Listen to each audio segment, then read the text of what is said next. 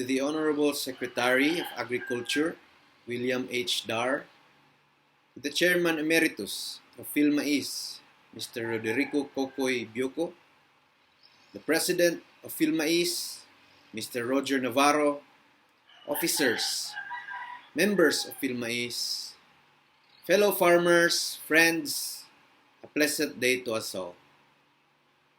I have been tasked to give a brief discussion of the salient provisions of Republic Act 7606, or otherwise known as the Magna Carta for small farmers. The law is quite long, and I don't believe that we can completely discuss its provisions in just 20 minutes or even for an hour. What I will do instead is try to discuss with you some important features of the law. We will try to analyze whether or not the mandate of said law has been fulfilled. And we will try to come up with some recommendations on how we can contribute to better implementation of the law.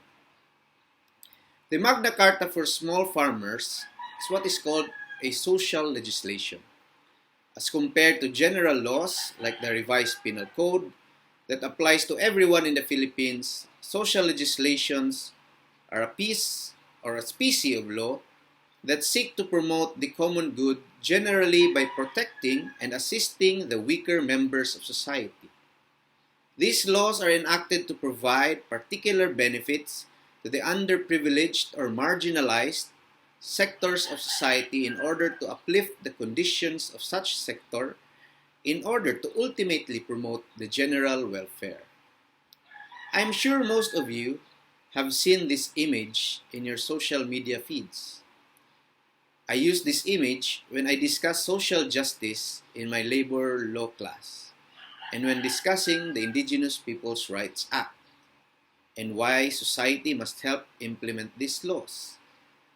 The image simply illustrates the need for special benefits for the underprivileged, which is represented by these boxes or crates, in order that the people will all get to enjoy the game of life, or a good life, which is symbolized by the ability to see the baseball game. Marginalized sectors are considered as less privileged, so they are the short people who will not be able to see the baseball game unless there is enough crates provided. The tall person represents the privileged members of society. The average height person is the middle class. The common understanding of justice is equality, or everyone being given the same. If this were so, everyone will be given the same treatment at all times. The result could be that the privileged gets unnecessary help, the middle class gets enough help, but the poor does not get sufficient help.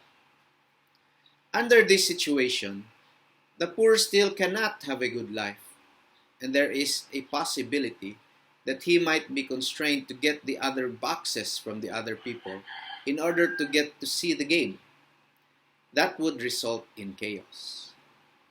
If the law is given more to those who have less in life, then everyone has the opportunity at the good life, and ultimately, society is peaceful and progressive. The general welfare is ultimately promoted. It is a mystery to many why farmers in our country are still considered poor if they are the backbone of our economy. Why are farmers still considered as marginalized? In an October 28, 2020 editorial commentary in the Philippine Daily Inquirer, such long-standing mystery has been reiterated.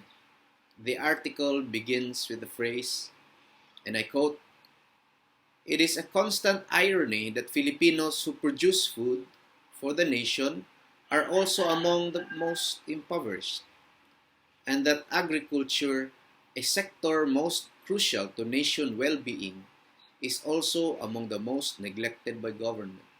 Unquote.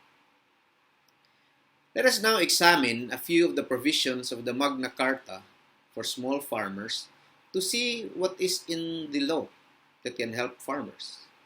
Bear in mind that this law was enacted way back in 1992, or 28 years ago. Try to ask yourself if the lives of farmers has substantially changed for the better since then. Firstly, the policy or the mandate of the law is clear. Section 2 provides, it is the declared policy of the state to give the highest priority to the development of agriculture, such that equitable distribution of benefits and opportunities is realized through the empowerment of small farmers. While the state recognizes the fact that the welfare and development of the small farmers is their primordial responsibility, the state shall provide the necessary support mechanism towards the attainment of their socio-economic endeavors.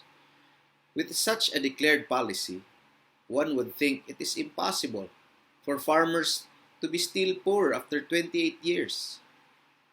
The law further provides, in pursuance of this policy, the state shall recognize the right of small farmers and farm workers, as well as cooperatives and independent farmer organizations, to participate in the planning, organization, management, and implementation of agricultural programs and projects, especially through the Bayanihan spirit. It shall support agriculture through appropriate policies, research, technology, and training, and adequate financial production, marketing, and other support services to enhance agricultural productivity. In addition, it shall provide incentive and reward systems to small farmers so as to accelerate agricultural productivity and to promote self-sufficiency and full development of agricultural potentials. The law also enumerates the rights we small farmers are afforded, which are Section 8 in the law enumerates these rights. Number 1, conduct activities in an atmosphere guaranteed by a support price program for certain agricultural commodities such as rice and corn. Number 2, participate in a market free from monopoly, cartel, or any other situation which may suppress prices or to their disadvantage. Number 3, to be covered by Social Security to serve as protection from events such as calamities, death, sickness, and the like. 4, to avail of credit at a minimal interest rate with a minimum of collateral requirement for their farm and basic household needs. Avail of and distribute farm inputs and services, and many more other rights enumerated under the law. From those provisions alone, I can say that the major concerns are already obvious. First, access to farm inputs and services. Second, access to credit at minimal interest and minimum collateral. Third, Social Security and price support. And fourth, but not the least amongst them, organizing. As a member of an indigenous cultural community, I have spent the last 5 years trying to unlock the special benefits for the indigenous people under the Indigenous Peoples' Rights Act, or IPRA. Just like the Magna Carta for small farmers, the IPRA has been there for more than 20 years already, yet many feel that the lives of the intended beneficiaries have not substantially improved. The IPs are still poor, just like the farmers are still poor. Similar to the Magna Carta for small farmers, most economic benefits under the IPRA is accessible only through the organizations established by the beneficiaries, preferably cooperatives. A simple study of the law will readily show that organizing is the primordial step in accessing the benefits under the law. Section 9 and 10 of the Magna Carta provides, make use of their farmers' organizations, preferably cooperatives, in order to enhance their capabilities in production, processing, marketing, and financing towards self-reliance. This is one of the obligations of farmers. Section 10. The provisions of infrastructure, support, inputs, and services consistent with the country's thrust for social entity and increased agricultural production, the government shall provide infrastructure support, access to farm inputs and services to the agriculture sector, particularly to small farmers based on their absorptive capacity. In the construction and maintenance of infrastructure projects, the government shall undertake this with the farmers' organizations for the purpose of utilizing locally available manpower and materials. Every farmer shall be assisted in gaining access to, obtaining, owning, or opening facilities necessary for pre- and post-harvest activities, for support, services, and for procurement and distribution of inputs through their farmers' organizations. It is clear that the creation of an organization, preferably a cooperative, is indispensable in order to access the special benefits and privileges and rights under the law. So why is it, despite the law being clear that there are benefits available to farmers through their organizations, the conditions of the farmers have yet to substantially improve? In my experience with our indigenous tribe, after making the same realization, we organized our very own cooperative about 3 years ago. We call it the Bukidnon Tagulwanon Mulahay Hu Kabukalagan Agricultural Cooperative, or BUKTAMACO. This cooperative is the economic arm of our tribe and has provided for our tribe access to financial capital in the form of bank loans and millions in government aid for the establishment of our livelihood programs. Our experience also showed me that the challenges and the reasons why social legislation has not been accessed by the tribes.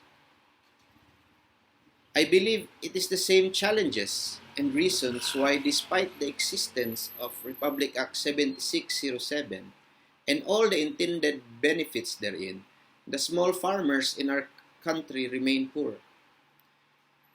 Because we operate under the same false assumption and expect a different outcome.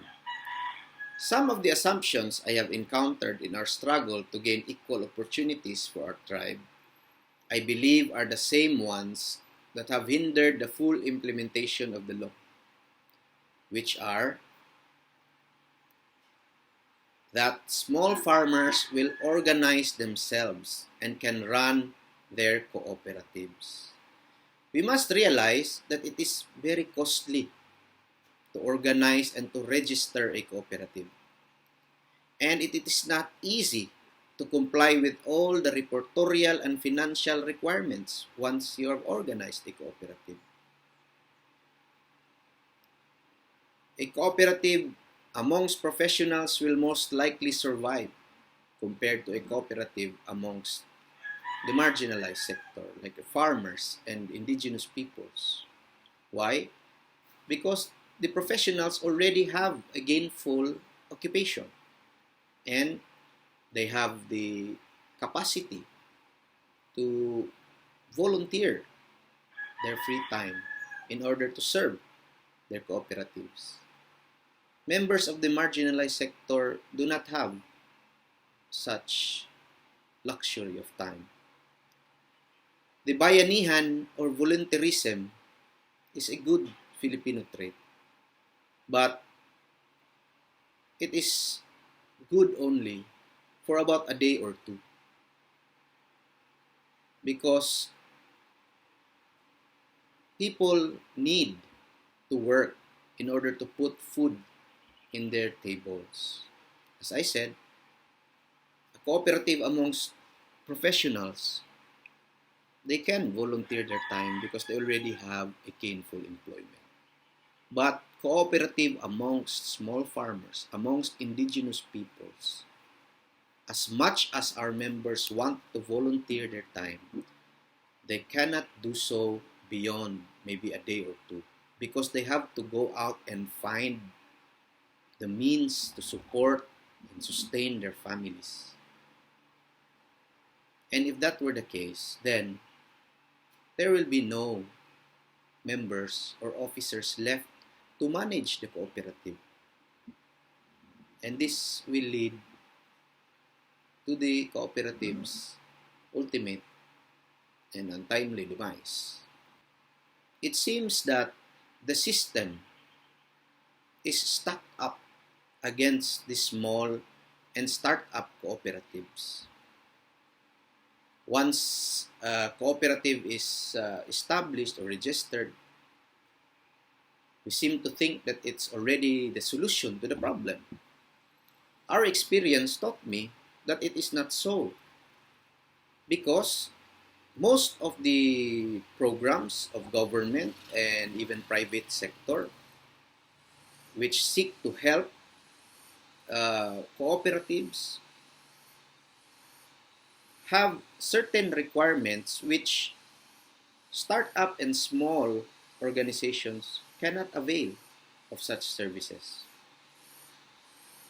Some of the more common requirements are the following. First, you can't borrow capital without showing at least 3 years of good financial records. That would mean that only those cooperatives that already have money and have somehow survived the first 3 years on pure volunteerism would be able to access these funds intended to uplift the lives of the marginalized sector. The issue on collateral. Indigenous tribes, even if they have vast ancestral lands, do not have collaterals. So it was difficult to access financial capital. So much more also for small farmers. What we did is that we tried to find substitute for collaterals. Equity requirements. When we borrowed our first loan from Land Bank allowed us as a proof of concept to borrow money for our cacao plantation without any collateral and without requiring us the 3-year financial statement. We instead presented a marketing contract with one of the biggest buyers of cacao. We presented a professional team that will manage the cooperative, but we still had to find the equity portion. And so we wrote so many agencies of government and private sectors who may be able to help us come up with the equity portion. And fortunately for us, our provincial government, through our provincial governor, Governor Jose Maria Arzubiri, helped us not only with the equity portion, but gave us even more support to establish even a larger plantation, which now we are almost ready to harvest some areas. Another is that there is no incentive for cooperative managers, which leads to loss of interest or worse, corruption.